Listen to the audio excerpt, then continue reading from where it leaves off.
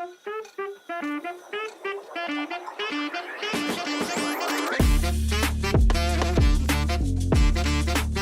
kawan pajak, kita bertemu lagi di podcast Ngapak 521. Ngapak ngerti pajak. Baik, di podcast kali ini kita akan berbincang-bincang terkait dengan salah satu bentuk implementasi dari reformasi perpajakan yang rencananya akan dimulai di 1 Januari 2025, yaitu sistem Cortex. Nah, di kesempatan kali ini saya Wigi, penyuluh KPP Pratama Purwokerto, dan ditemani oleh narasumber saya yang paling kompeten di bidang Cortex nih, kawan pajak. Jadi silakan perkenalan dengan Mas Dodi. Betul sekali. Apa kabar Mas Wigi? Alhamdulillah, Mas Dodi apa kabar nih? Alhamdulillah sehat Selamat juga datang, ya. selamat datang di podcast Ngapak 521 ya. Podcast kebanggaan kita ya. Jelas, podcast kebanggaan. Nah, di podcast ini saya boleh tanya-tanya ya Mas Dodi ya, terkait dengan Cortex, sistem Cortex. Memang benar ya akan berlaku mulai 1 Januari 2025. Ya, oke. Jadi sebetulnya Mas Wigi saya bukan berkompeten di Cortex ya. Mungkin karena kita di kantor kan ada istilahnya change agent. Jadi biasanya betul. kita yang udah lebih tahu lah sedikit tentang Cortex. Siap. Nah, kalau tadi pertanyaan tentang apakah benar mau mulai berlaku 1 Januari atau tidak, kita bisa cek di PMK nomor 81 tahun 2024 ya Mas ya. Di situ dijelaskan bahwa PMK mengenai pembaharuan sistem inti administrasi perpajakan yang intinya mengenai Cortex itu memang mulai diberlakukan di tanggal 1 Januari 2025 ya. Berarti kawan pajak harus siap-siap ya Mas ya. Betul, maksudnya itu sudah disebutkan tanggalnya, mau kapanpun itu launching, kita ya harus sudah mulai siap-siap ya Mas ya. Oke, siap. Berarti gini, kawan pajak pasti butuh nih gambaran Cortex itu seperti apa sih Mas Dodi? Mungkin bisa dikasih gambaran sedikit nih, seperti apa Mas? Oke. Jadi sebagaimana kita ketahui bahwa kita ya negara Indonesia ini penerimaan negara sebagian besar dari pajak. Pajak dikelola dihimpun oleh DJP. Nah, DJP itu dari tahun ke tahun selalu melakukan inovasi, melakukan perbaikan. Tujuannya apa? Tujuannya untuk meningkatkan salah satunya pelayanan kepada wajib pajak, meningkatkan kepatuhan wajib pajak. Nah, salah satu inovasi yang dilakukan oleh DJP itu Mas Wigi tadi adalah Cortex System, Mas. Namanya Cortex System tadi. Baik, berarti sebenarnya ini ya, salah satu tujuannya adanya sistem Cortex ini adalah memberikan kemudahan mungkin ya, Betul, Mas Dodi ya, bagi kawan pajak sekalian dalam menjalankan kewajiban perpajakannya gitu ya Mas Dodi ya. Sepakat ya? Sepakat. Karena mungkin banyak WP yang pengennya saya sudah mau melaksanakan kewajiban kok susah gitu. Nah, salah satunya dan dari banyak sekali komentar ya dari wajib pajak atau kawan pajak sekalian. Sebenarnya mereka itu pengen gitu ya taat pajak gitu kan, tapi karena mungkin terkendala aplikasi gitu ya. Seperti kita tahu bahwa aplikasi di pajak itu banyak banget ya. Gimana Mas Dodi tanggapannya terkait hal tersebut nih? Iya, benar ya. Memang aplikasi di pajak banyak banget ya Mas ya. Sebagaimana kawan pajak juga tahu, kalau kita mau daftar kita pakai apa? Pakainya IREK, betul. Terus PKP ada dengan juga. PPN ada 3 aplikasi yang dipakai, ada e-faktur desktop, web e-faktur, ada Enova, itu udah 3 sendiri.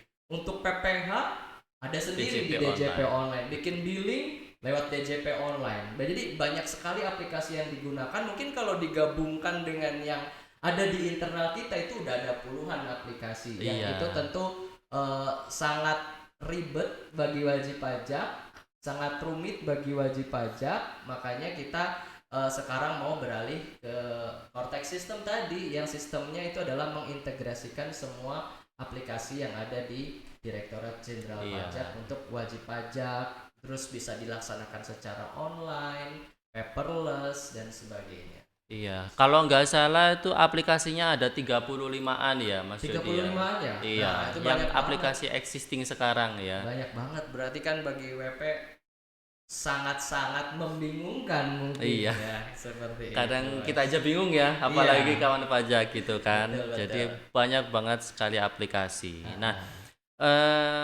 berarti intinya Cortex itu nantinya menyatukan aplikasi-aplikasi tadi ya Mas ya, betul nggak? Betul, Kita sepakat betul, ya? betul. Makanya tadi saya bilang yang PKP yang tadinya sudah, yang saat ini ya, yang existing itu ada 3 aplikasi, nanti akan menjadi satu di dalam Cortex. Mau daftar NPWP juga lewat Cortex, mau lapor SPT PPH, mau buat bukti potong lewat Cortex, ngajuin permohonan PBK, permohonan lainnya itu bisa lewat Cortex, semuanya pokoknya sudah jadi satu. Dan perlu diketahui itu borderless, Mas.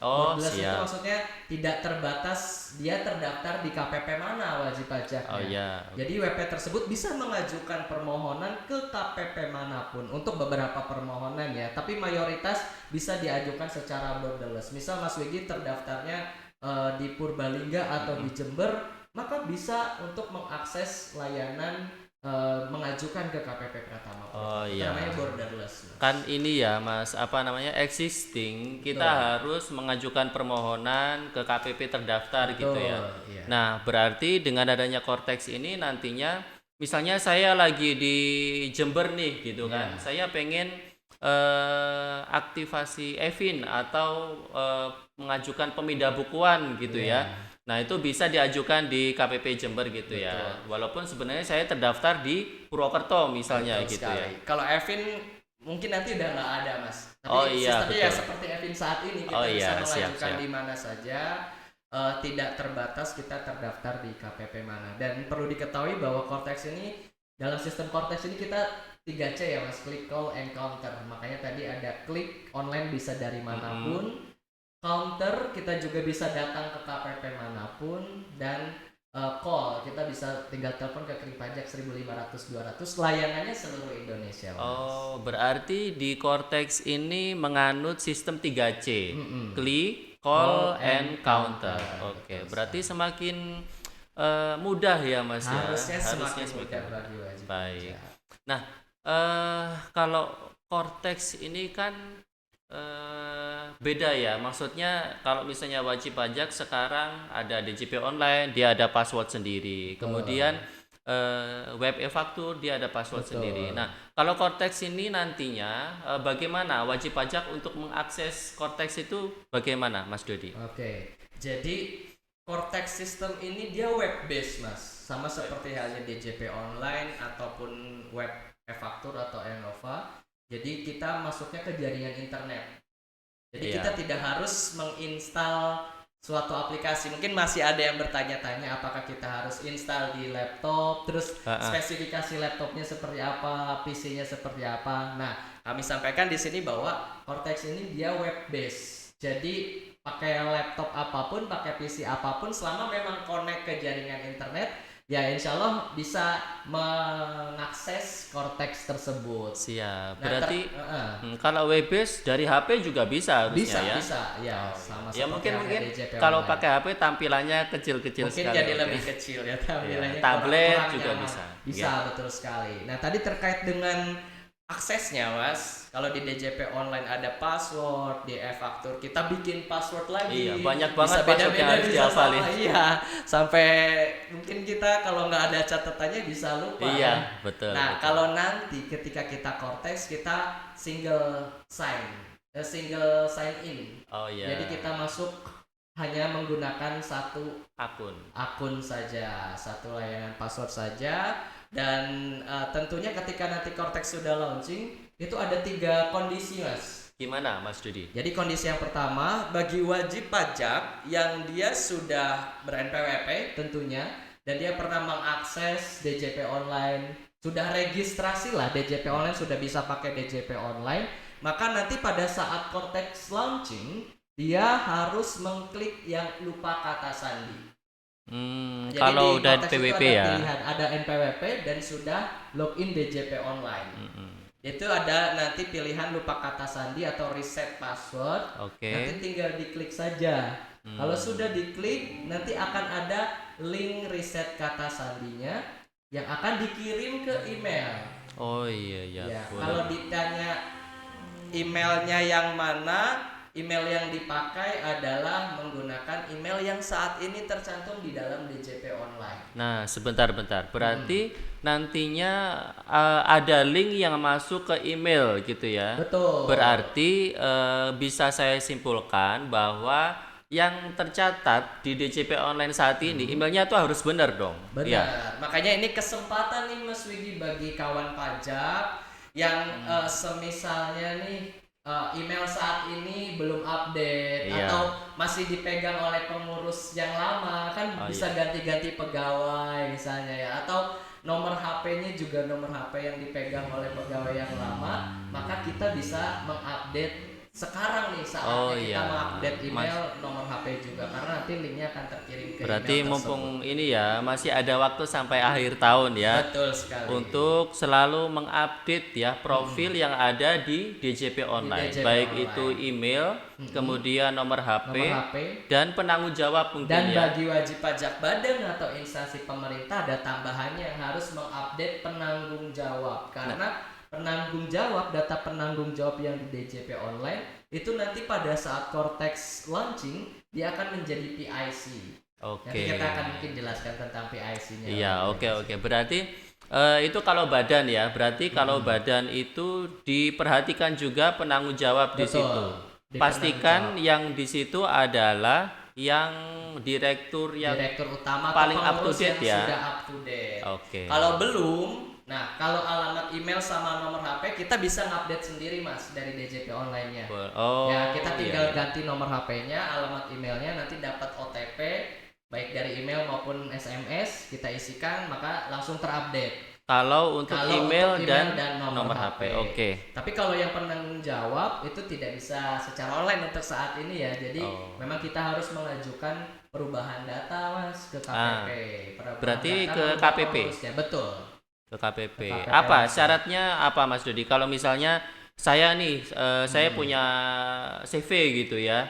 Nah, saya direktur baru kebetulan di situ kan. Nah, Iya. sebelumnya direkturnya ayah saya gitu. Nah, Iya. saya harus ngisi apa ini untuk melakukan perubahan data direkturnya bagaimana? Jadi sudah ada yang namanya formulir perubahan data untuk wajib pajak badan atau instansi pemerintah ya Mas ya. Baik. Nanti tinggal diisi aja pengurus yang barunya siapa, NPWP-nya berapa, nomor HP, alamat email pengurus barunya siapa, nanti dilampiri fotokopi KTP NPWP pengurusnya yang baru, plus juga fotokopi mungkin dokumen penunjukan beliau sebagai pengurus yang baru. Oh iya, yang penting dokumen yang menunjukkan bahwa saya adalah direktur yang baru. Betul. Gitu ya. Biasanya kalau badan CVPT kan pakainya akta perubahan. Akta ya. perubahan, betul. Jadi kalau betul. misalnya instansi pemerintah kan biasanya ada SK pelantikan atau Oh SK iya, penunjukan berarti ini ya sebagai berlaku kepala untuk instansi. instansi juga ya, Betul, Mas Dudi. karena Cortex ini digunakan oleh semua yang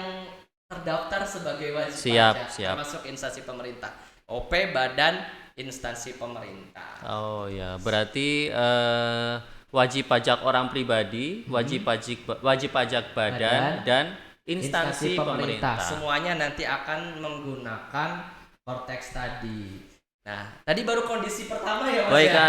ya kondisi pertama Nah, tadi jadi saya boleh ini NPWP. dulu ya, Nah, review boleh, dulu boleh. yang kondisi pertama tadi yang sudah mempunyai NPWP Betul. dan sudah punya akun DJP online, Iya, betul ya. nanti dia Baik. tinggal reset kata sandi. Oke, Ya. berarti nanti di aplikasi sistem Cortex-nya kita klik lupa kata sandi. Itu wajib, Baik. fardu ain harus Iya. dilakukan. Kalau kita tidak melakukan itu ya kita tidak akan pernah bisa mengakses si Oke. Cortex tadi. Siap. Itu kondisi Dan yang pertama. sekarang kondisi yang kedua nih, gimana Mas Dudi? Kalau kondisi yang kedua itu Mas Wigi, jadi WP-nya dia sudah punya NPWP, tapi dia belum pernah mengakses DJP online. Mungkin bisa jadi karena selama ini dia AME, jadi nggak perlu laporan ya. Jadi nggak pernah tuh pakai yang namanya DJP online, nggak pernah registrasi DJP online. Baik. Kalau yang seperti itu nanti di Cortex tinggal memilih yang akses digital request. Oh, ada pilihan di situ ya, di digital access Cortex-nya. request, mohon maaf. Oke. Ada pilihannya. Berarti kalau misalnya dia punya NPWP tetapi belum pernah punya akun DJP online, Ya. baru nanti diklik Digital Access Request. Betul. Oke. Pilihannya berbeda dengan yang tadi ya. Mm-mm. Terus kondisi yang ketiga bagi yang memang belum punya NPWP, baru mau daftar NPWP, orang pribadi kah, badan kah, yang belum punya NPWP, yang selama ini daftarnya lewat IREK, maka nanti daftarnya atau aktivasi NPWP NIK sebagai NPWP-nya lewat Cortex, pilih yang daftar. Oke. Berarti memang ini ya, aplikasi IREK itu ada di dalamnya Cortex Sudah ya. menyatu semuanya. Menyatu semuanya. Baik. Tadi, Mas Wiki. Nah, sekarang Mas Dodi, untuk sekarang itu misalnya wajib pajak punya badan gitu ya, badan usaha. Wajib pajak Nah, badan ya. punya badan, betul.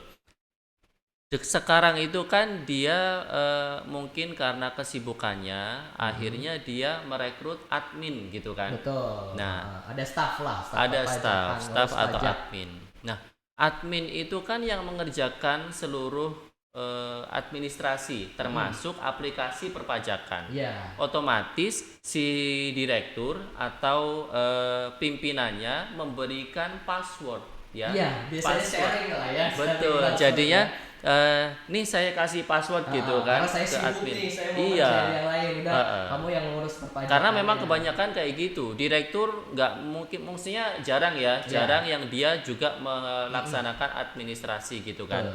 Nah, dia menyerahkan loginnya nih, data login atau password ke adminnya gitu kan. Nah, setahu saya kan password itu rahasia ya. Berarti kalau kayak gitu bukan rahasia lagi dong, iya nggak? Iya, namanya udah dibagi-bagi. Iya, udah dibagi-bagi. Belum lagi nanti kalau misalnya adminnya berhenti nih atau resign, kemudian dikasih lagi ke admin yang baru. Nah, kalau hubungannya dengan Cortex nih, masih seperti itu atau memang ada terobosan baru nih di Cortex, Mas Dodi?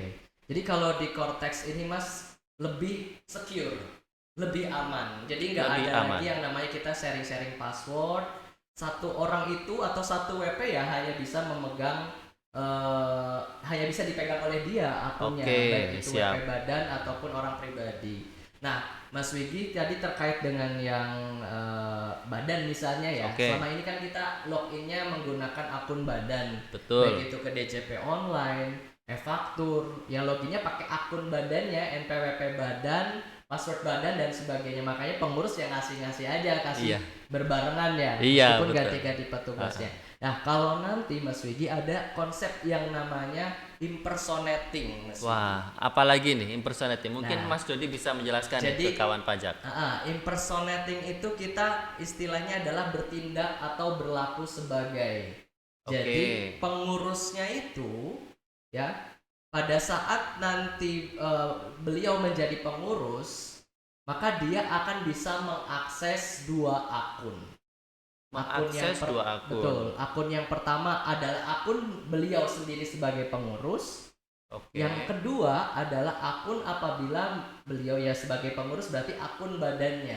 Oh, berarti si wajib pajak bisa akses dua akun. Yang pertama dia sebagai orang pribadi, diri sendiri. Kemudian yang kedua sebagai bagian dari badan, gitu ya. Ini ada kaitannya juga soalnya dengan tanda tangan, Mas. Tanda tangan elektronik. Sebagaimana kita ketahui bahwa selama ini kita kalau tanda tangan elektronik sertel lah ya Mas ya. Sertel itu kan sertifikat elektronik. Betul. Sertel ini ada sekarang, kalau yang WPOP ya sertel punya dirinya sendiri. Yang badan ya punya badannya sendiri, entah direkturnya punya atau enggak. Sertifikatnya sekarang melekatnya ke badan. Istilahnya kan gitu ya. Nah, nanti ketika Cortex itu tidak ada lagi sertel untuk badan, Mas. Karena kan badan nggak bisa tanda tangan. Nah, terus gimana dong? Kita nggak punya tanda tangan. Yang punya tanda tangan itu adalah orang pribadinya, melekat ke pribadinya. Makanya tadi ada konsep impersonating. Jadi semua kegiatan yang butuh tanda tangan, Contohnya buat faktur, buat SPT, buat bukti potong itu kan butuh tanda tangan. Betul. Tanda tangannya melekat ke orang pribadi. Mm-mm. Makanya dia kalau impersonating, dia masuk dulu ke akun pribadi pengurusnya. Baru Masuk nanti ke akun pribadi. iya. Oke. Jangan langsung masuk ke akun badan karena kalau masuk ke akun badan itu dijamin nggak bisa buat faktur karena badan nggak punya tanda tangan. Oh, Makanya oke, oke. login dulu ke pribadinya, Mm-mm. pengurusnya, baru setelah itu impersonating atau bertindak atau berlaku sebagai wajib pajak badannya. Kalau sudah masuk sebagai wajib pajak badan, akun pribadinya, maka di situ bisa melakukan aktivitas penandatanganan. Oke, berarti dia bisa akses dua ya Mas Dodi ya. Betul. Dan Bisa itu akses. passwordnya ya pasti sendiri-sendiri, OP-nya sendiri, badannya sendiri Oke, juga. oke. Dan itu bertindak sebagai PIC Mas. Pengurus di situ dia bisa mengakses semua menu yang ada di dalam Cortex tadi. Oke, Kalaupun dia PIC. betul, kalaupun dia nanti mau sharing itu tidak ada lagi. Tapi konsepnya nanti adalah memberikan otorisasi kepada pegawai atau stafnya. Mungkin hanya untuk membuat faktur, hanya untuk tanda tangan SPT misalnya. Jadi Oke. pegawai yang ditunjuk itu nggak bisa mengakses semua, tapi hanya bisa mengakses Sesuai beberapa dengan yang role-nya dikasih, ya. role yang Iya, dikasih iya, oleh iya. CPIC tadi. Oh gitu. Berarti kalau katakanlah misalnya saya nih sebagai direktur gitu ya, Betul. saya punya 3 karyawan gitu Iya. ya. Nah, karyawan A itu saya kasih akses membuat faktur Iya. gitu ya. Berarti saya sebagai PIC akan memberikan role Role. akses ke pegawai A hanya untuk membuat faktur. Oke. Kalau dikasih akses hanya membuat faktur, berarti pegawai A ini nggak bisa buat bukti potong, Oke. nggak bisa buat SPT karena dia wewenangnya hanya buat Oke, faktur. misalnya saja. untuk membuat bukti potong, berarti saya kasih role akses ke karyawan B, hanya untuk membuat bukti potong. Berarti si karyawan B ini nggak akan bisa untuk Mengakses membuat menu yang faktur. Betul Oke. sekali. Oh, Jadi seperti memang itu. lebih Siap. aman agar sesuai dengan role atau kewenangannya saja. Jadi Tapi tidak disalahgunakan. tapi berarti PIC bisa mengakses semuanya ya.